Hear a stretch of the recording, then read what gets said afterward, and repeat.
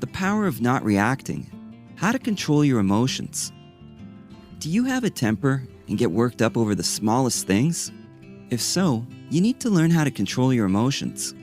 In a world full of stressful situations, it can be easy to get caught up in all the chaos. But by being mindful of your emotions and learning to keep them in check, you can take back control of your life and make positive changes for the future. In this video, you'll learn how to keep your emotions under control and what you should do in those heated situations. Number 1. Identify your emotional triggers. Identifying your emotional triggers is the first step to controlling your emotions. Emotional triggers are things that make you feel angry or upset.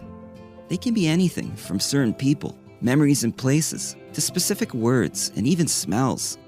We all have different triggers, so this requires some self-reflection and introspection.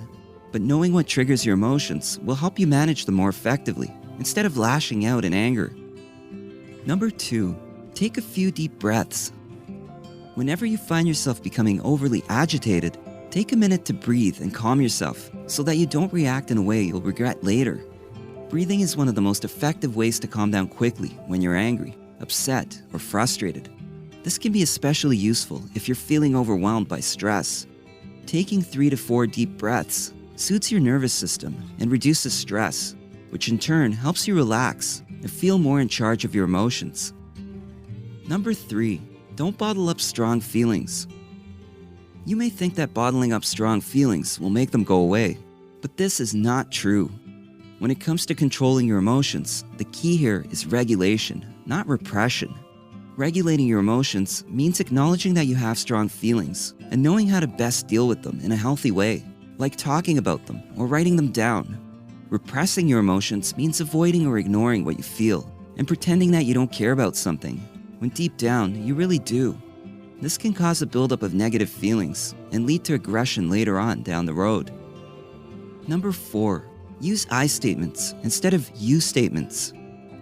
When you're triggered, your emotions might be storming inside you, but know that your choice of words can either help improve the situation or make things worse. When someone says or does something you don't like, it's easy to say things like, "You always do this," or "You never listen." But using such statements will likely just provoke anger and defensiveness from the other person. So instead of putting blame on someone for your emotions, take responsibility and acknowledge how you feel. For example, rather than saying, "You are always late," say, "I feel upset when you are late because it makes me worry about your safety." This keeps it focused on how you feel, instead of making judgments about the other person's behavior. Number 5.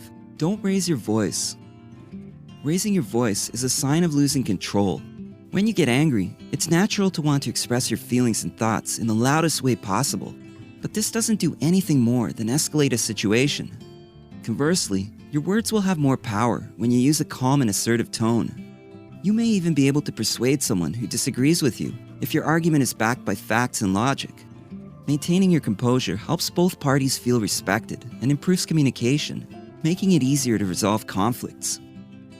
Number 6. Avoid making assumptions. Assuming things about other people's behavior or intentions without being entirely sure of them can lead to some pretty explosive moments. Assumptions are dangerous because they are based on incomplete information. If you make an assumption and overreact based on that, the other person may feel attacked and start overreacting too. So next time someone says or does something you disagree with or don't understand, don't jump to conclusions. Instead, ask questions to clarify what they mean before forming an opinion about their common interaction. This will allow them to explain themselves more clearly so that you can both fully understand one another's position and move forward constructively. Number 7. Empathize. When you feel like your emotions are getting the best of you, you may get carried away by them instead of staying rational about what's happening around you. This is especially true when dealing with a difficult situation involving another person. But if you want to control your emotions when things get heated, then being able to empathize with others is extremely important. And this requires you to imagine yourself in their shoes and see the situation from their perspective.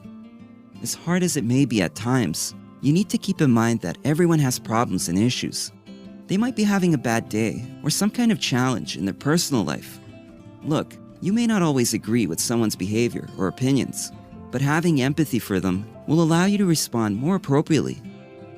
Number 8, take a time out. If you've tried everything and are still struggling to keep your emotions in check, take a time out.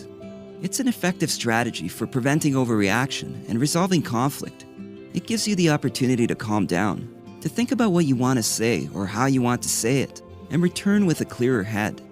This is particularly helpful if the other person makes you feel hurt or defensive. Taking a few minutes alone can help diffuse some of the tension before returning and engaging in constructive dialogue. Remember, when you don't react, you leave space to respond. You can always choose your attitude and the way you process information, even if someone else is trying to provoke a reaction from you. You control your emotions and how they affect your actions. This means that if someone tries to get under your skin, it's ultimately up to you whether or not that incident will spark an emotional reaction in you. If you found this video helpful, give it a thumbs up and share it with your friends so we can keep making them. For more videos like this, hit the subscribe button and remember to click on the notification bell. Also, be sure to check out our other videos as well. Thanks for watching.